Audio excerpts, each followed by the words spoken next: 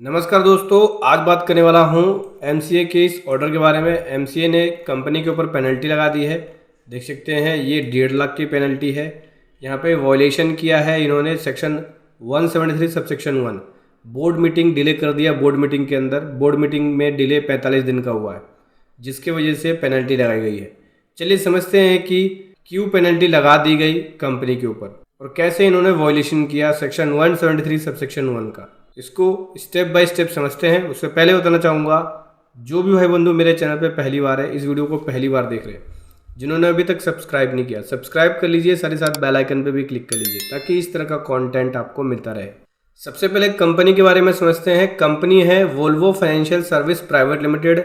ये company incorporated हुई थी 13 जनवरी 2015 को कंपनी एक्ट के अंदर, ठीक है। और यहाँ पे कंपनी ने सेक्शन 173 सबसेक्शन 1 के प्रोविजन का वॉयलेशन किया है। तो क्या बोलता है सेक्शन 173 सबसेक्शन 1? सेक्शन 173 सबसेक्शन 1 के अकॉर्डिंग हर कंपनी को फर्स्ट बोर्ड मीटिंग करनी पड़ती है, ठीक है, डायरेक्टर के साथ, सभी डायरेक्टर के साथ 30 डेज़ के अंदर। जब वो कंपनी इनकॉर्पोरेशन होती है उसके बाद पहली मीटिंग जो है वो 30 डेज़ के अंदर करनी होती है। दूसरी मीटिंग उसके बाद हर साल मिनिमम 4 मीटिंग करनी होती है। और ये मीटिंग जो है वो 120 दिन से ज़्यादा के बाद नहीं होनी चाहिए। मतलब अगर एक मीटिंग हुई है तो दूसरी मीटिंग जो है वो 120 दिन के अंदर होनी चाहिए। अगर उससे ज़्यादा हो जाता है डिले तो यहाँ पे आप वॉयलेशन कर देते हो सेक्शन 173 सबसेक्शन 1 का।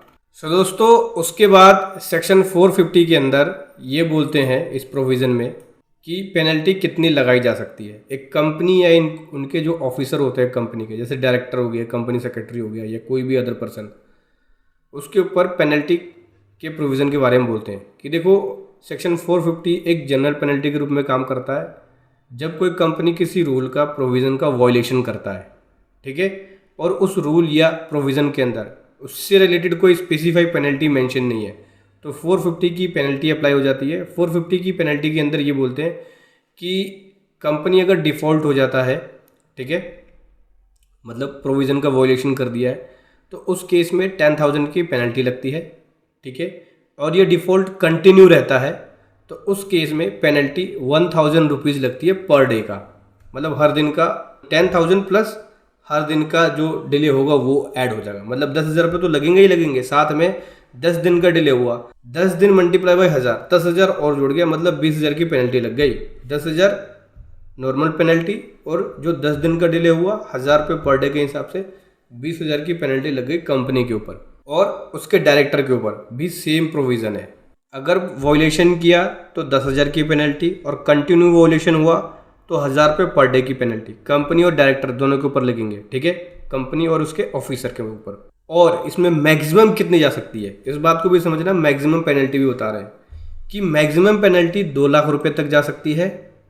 और डायरेक्टर के केस में, मतलब कंपनी के ऑफिसर के केस में 50,000 रुपीज़ तक मैक्सिमम पेनल्टी जा सकती है, ठीक है ना।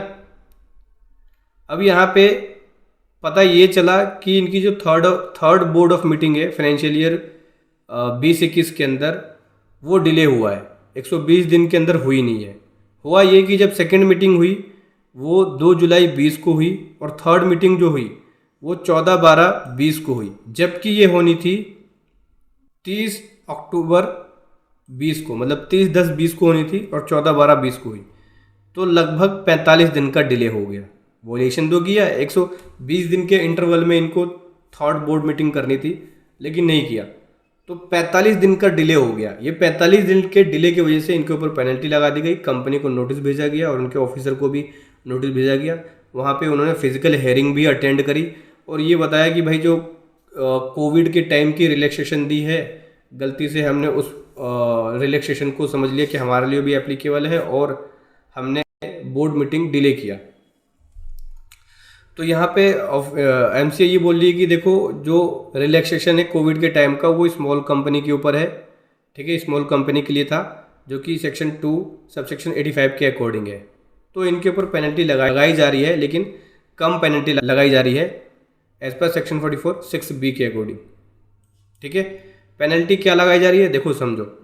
कंपनी के ऊपर पेनल्टी कितनी लगी, जैसे ही वॉयलेशन हुआ तो 10,000 तो पहले लग गई, फिर कंटिन्यू वॉयलेशन हुआ कितने दिन का, 44 दिन का, क्योंकि 45वें दिन इन्होंने मीटिंग करी, तो 44 दिन का डिले हो गया। तो 44 दिन के डिले की वजह से कितना हो गया, 44,000 ये हो गया और 10,000 ये हो गया, टोटल कितना हो गया 54,000।